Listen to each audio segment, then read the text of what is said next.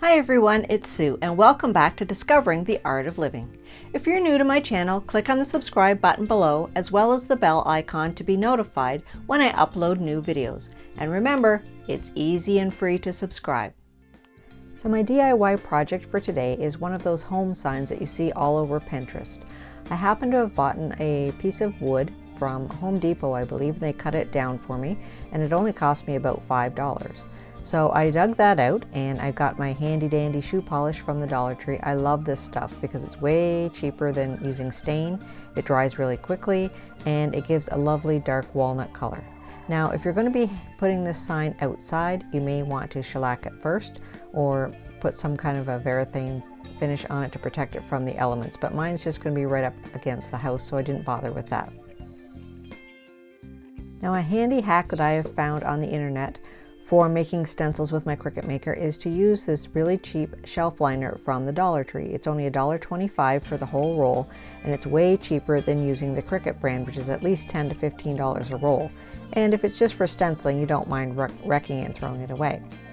So the handy thing about printing out letters for stencils using your Cricut Maker is you can actually get two projects out of one, because the letters that you peel away to make your stencil you can save and use for another project.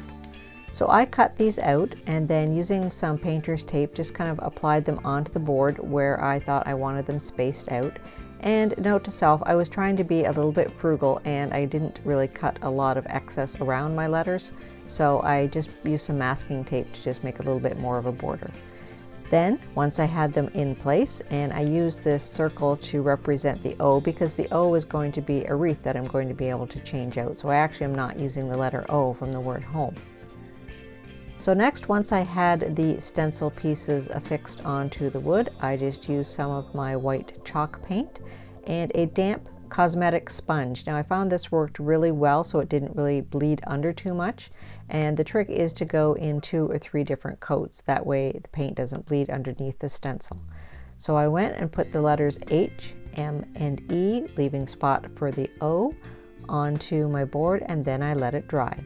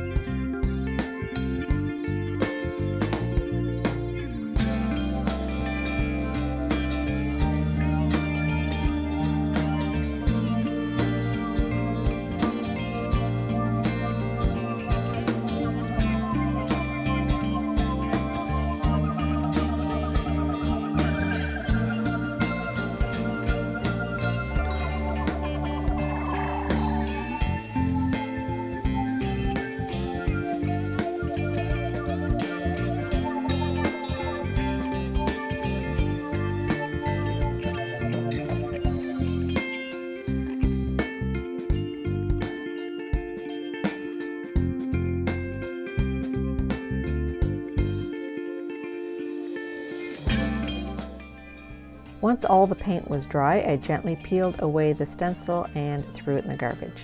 Now, the one thing I like about farmhouse decor is it doesn't have to be perfect. It's supposed to look rustic. So if you had any little boo-boos where the paint did bleed or you had a little bald spot, you could go over and fix it just with a wet Q-tip to take off the excess, or go over it with a little bit of stain or touch it up with a paintbrush. Or you could just leave it the way it is and it looks great.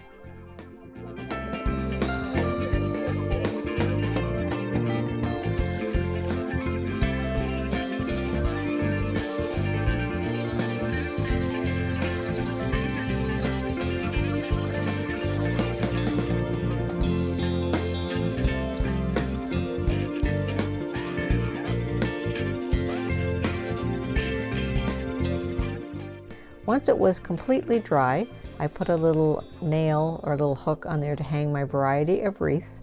And then again, if I'm going to put it outside, I would put a clear coat on it, but it's just going to be inside the front door for now. So here's what it came up with. So if you like this, give it a thumbs up. And if you have any ideas for any future DIY projects, I would love to hear from you. See you next time on Discovering the Art of Living.